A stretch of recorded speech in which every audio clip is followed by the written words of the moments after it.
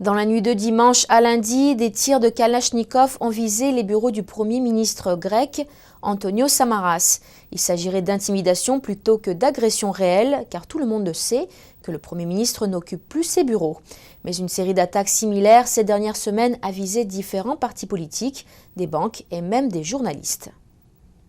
La police grecque a ouvert une enquête ce lundi après que des tireurs inconnus aient visé le bureau du Premier ministre grec Antonio Samaras. Selon les responsables grecs, le bureau était vide à l'heure de l'attaque. Vers 3 heures du matin, dans la nuit de dimanche à lundi, les gardes du bâtiment ministériel ont pu voir 2 hommes sortir d'une voiture noire et ouvrir le feu avec une Kalachnikov. Une balle a traversé la fenêtre du bureau du Premier ministre. 9 autres douilles ont été trouvées sur le sol. Cette attaque semble avoir une portée surtout symbolique car Antonio Samaras n'utilise plus ce bureau.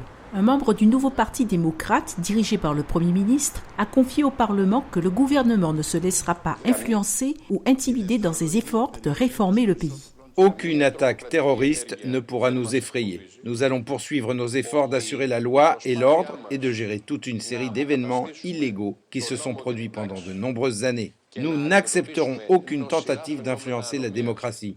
Nous ne plierons pas. Nous allons condamner ces attaques sans aucune équivoque. Le premier parti d'opposition, Syriza, a été accusé d'avoir réagi lentement à de précédentes attaques, mais cette fois-ci, il a été rapide à condamner les tirs.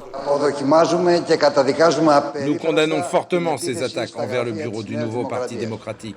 En Grèce, un travailleur sur 4 est sans emploi et le pays est plongé dans une profonde récession. Ces jours derniers, une série d'attaques au gaz ou à la bombe à pétrole ont visé les bureaux des petits partis, des banques et le domicile de plusieurs journalistes.